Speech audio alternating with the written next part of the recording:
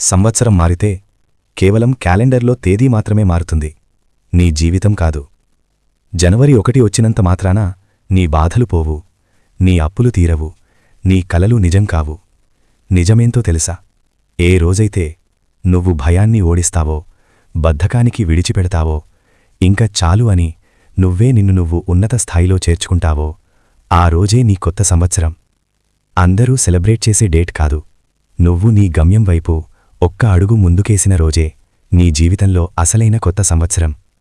నువ్వు ఓడిపోయావని కాదు, ఇంకా ప్రయత్నించలేదని మాత్రమే. ఈ రోజే మొదలుపెట్టు, పెద్దగా కాదు, చిన్న అడుగుతో. అదే రేపు నీ జీవితాన్ని మార్చే అడుగవుతుంది.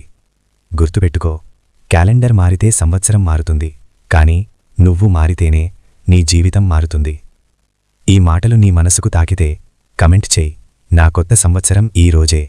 వీడియో నచ్చితే లైక్ చేయి. ఇలాంటి నిజమైన మాటల కోసం కొత్త సంవత్సరం లక్ష్యం ఏంటి? కామెంట్